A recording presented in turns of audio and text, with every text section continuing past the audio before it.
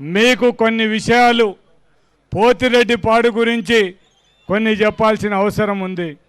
మనం అందరం కూడా మన దివంగత నేత రాజశేఖర రెడ్డి గారికి రుణపడి ఉన్నామనేది మాత్రం ఇక్కడ వచ్చిన ప్రతి ఒక్క రైతు కూడా మీరు మర్చిపోవడానికి వీల్లేని పరిస్థితి.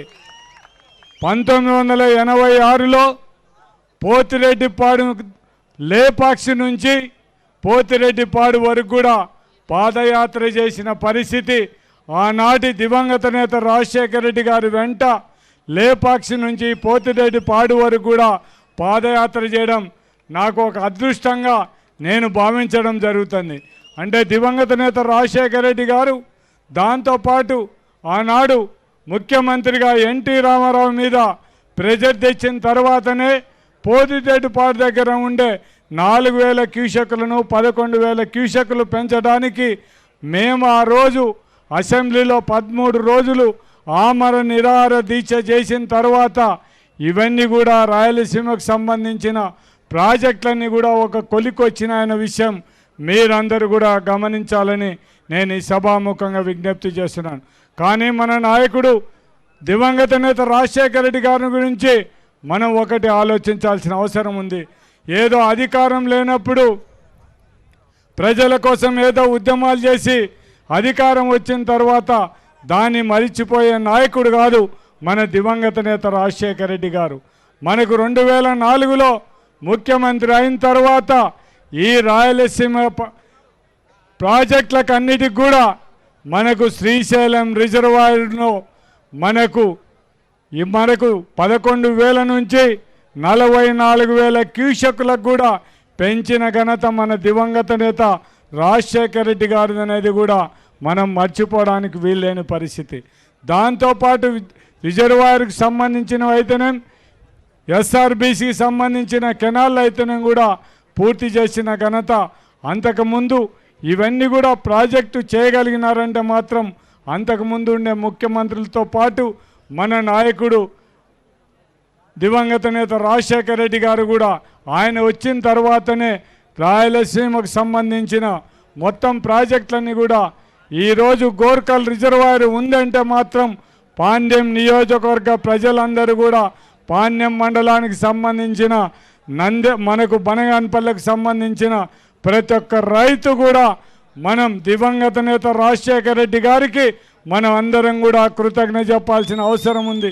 అసెంబ్లీలో అంతకుముందు ఎలక్షన్ల ముందర మనకు పాండ్యంలో ప్రామిస్ చేసిన అసెంబ్లీలో ప్రాజెక్టులు అనౌన్స్ చేసేటప్పుడు గోర్కల్ రిజర్వాయర్ లేకపోతే ఆయన పోయిన దగ్గర పోయి అడుగుతానే మనకు గోర్కల్ రిజర్వాయర్ అప్పటికప్పుడు మనకు అనౌన్స్ చేసిన నాయకుడు దివంగత నేత రాజశేఖర రెడ్డి గారు అనేది కూడా మనం ఎవ్వరం కూడా మర్చిపోవడానికి వీల్లేని పరిస్థితి.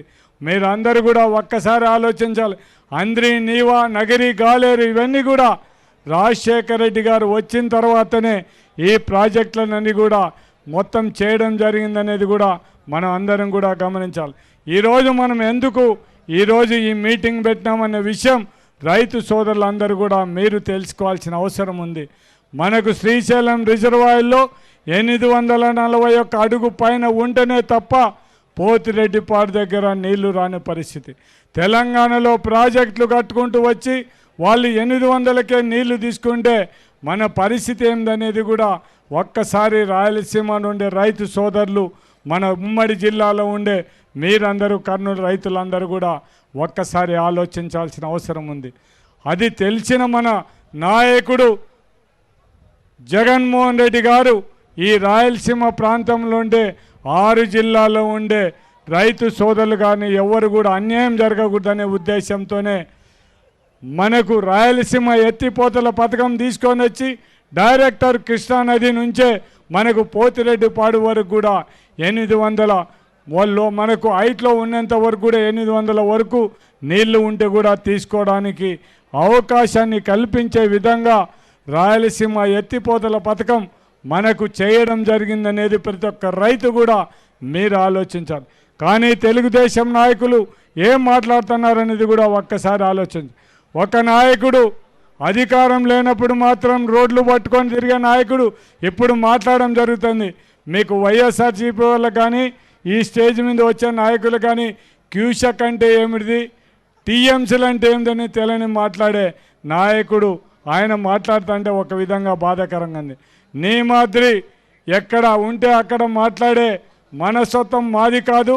రాయలసీమ కోసం ఆ రోజు 1985లో ఏ నిర్ణయం తీసుకున్నామో రాయలసీమకు సంబంధించిన వరకు దాన్ని సాధించడానికి మేము అధికారంలో ఉన్నాం. మా నాయకుల మీద ఒత్తిడి తీసుకొని వచ్చి అవన్నీ చేపించే బాధ్యత మాదని మాత్రం నేను ఈ సభాముఖంగా విజ్ఞప్తి చేస్తూ, ఇక్కడ ఉండే రైతు సోదరులందరూ కూడా మీరు ఒక్కసారి ఆలోచించండి.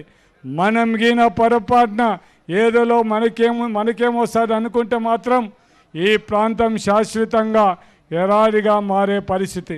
రేపు రాబోయే తరాల వాళ్ళు మనములో తిట్టకుండా ఉండాలంటే మాత్రం ఈ రాయలసీమ ఎత్తిపోతల పథకానికి మనం అందరం కూడా దాన్ని సాధించుకోవడానికి ఏ దానికైనా కూడా సిద్ధంగా ఉండాలని మాత్రం నేను ఈ సభాముఖంగా విజ్ఞప్తి చేస్తూ, ఇక్కడ ఉండే మిమ్మల్ని అందరినీ కూడా కోరేది ఒకటే, మనం రాయలసీమ వాసులుగా మనం త్యాగాలు చేయడానికి కూడా వెనకాడం. మనం శ్రీశైలంలో మనం కట్టడానికి భూములతో పాటు ఊళ్ళనే త్యాగం చేసిన మనకు శ్రీశైలంలో నీళ్లు వాడుకోవడానికి హక్కు లేదనే పరిస్థితి ఉందంటే త్యాగాలకైనా సిద్ధం, పోరాడానికైనా సిద్ధం అనే విషయం మనం అందరం కూడా ప్రతి ఒక్క రైతు గుర్తుంచుకోవాలని కోరుకుంటూ ఈ సభాముఖంగా నందికొట్కూరు ప్రజలకు అదేవిధంగా బైరెడ్డి సిద్ధార్థరెడ్డి గారికి మనకు నిన్న పోలీసుల్లో అవకాశం మధ్యాహ్నం ఇచ్చినా కూడా మళ్ళీ నేను ఇటు సాయంత్రాన్ని వచ్చి సిద్ధార్థరెడ్డి మేము సుధీరు ఇక్కడ కూర్చొని ఇవన్నీ తొందరగా పూర్తి చేసినందుకు ఇక్కడికి సహకరించిన ప్రతి ఒక్క నాయకులకు అందరికి కూడా ఇంత పెద్ద ఎత్తున తరలి వచ్చిన నాయకులకు కార్యకర్తలకు రైతులకు పాణ్యం నియోజకవర్గం నుంచి అదేవిధంగా నంద్యాల జిల్లా మొత్తం వచ్చిన నాయకులకు అందరికి కూడా రైతు సోదరులకు అందరికి కూడా మరొకసారి నా ఉదయపూర్వక కృతజ్ఞతలు తెలియజేస్తూ ఇంతతో సెలవు పెద్దలు బుగ్గన రాజేంద్ర రెడ్డి గారిని మాట్లాడవలసిందిగా కోరడమైంది.